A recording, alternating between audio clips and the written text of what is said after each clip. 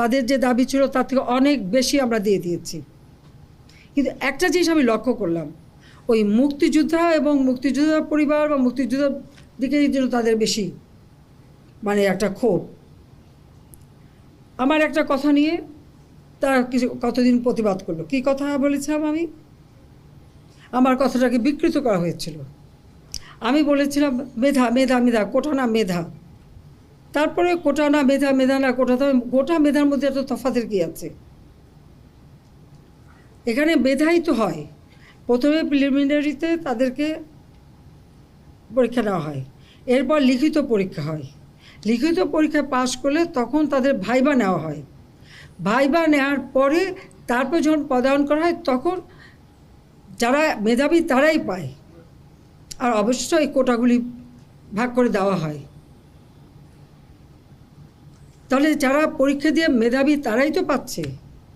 সেই সূত্রে আমি বলেছিলাম যে কি মেধাবী কি শুধু মানে মুক্তিযোদ্ধা পরিবারের সন্তান সন্ততিরা কি মেধাবী না? তাহলে মেধাবী কি শুধু ওই রাজাকারের ছেলে মেয়ে? এটা বলার সাথে সাথে তাদের স্লোগান, তাও কি বিকেল 4টায় আমি প্রেস কনফারেন্স করি, কয়েক ঘন্টা চলে যায়, হঠাৎ রাত্রেবেলা বোধহয় 11টা 11:30টার দিকে দেখলাম অনেক ছেলে মেয়ে বের হয়ে আসছে, মেয়েরা হল থেকে বের হয়ে আসছে।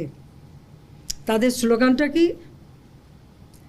যে তারা রাজাকার, তুমি কে আমি কে, রাজাকার রাজাকার, তোমার বাবা আমার বাবা, রাজাকার রাজাকার। তার মানে তারা নিজেদেরকেই রাজাকার হিসেবে পরিচয় দিল। আমি তো তাদের রাজাকার বলিনি। তারা নিজেরাই স্লোগান দিয়ে নিজেদেরকে রাজাকার হিসেবে পরিচিত করলো সকলের কাছে। এবং এটারই প্রতিবাদ প্রত্যেক শ্রেণী পেশার মানুষ কিন্তু করেছিল, সকলেই। হ্যাঁ, আমাদের ছাত্রলীগ থেকে শুরু করে, যুবলীগ থেকে শুরু করে অন্যান্য সংগঠন, প্রগতিশীল সংগঠন সকলেই কিন্তু এর প্রতিবাদ করেছে। এমন কোনো সেকশনের মানুষ নাই যেটা প্রতিবাদ না করেছে। তখন তারা তাদের স্লোগান পরিবর্তন করলো।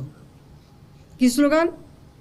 চেয়েছিলাম অধিকার হয়ে গেছি রাজাকার। আরে রাজাকার তো আমি তোমাদের করি নাই, তোমরা নিজেরা স্লোগান দিয়ে তোমাদেরকে রাজাকার করেছো। তোমরা স্লোগান দিয়েই তোমাদের পরিচয় দিয়েছো। তোমরা শুধু না, তোমরা রাজাকার, তোমার বাবা রাজাকার, এটা তো তোমরাই করেছো।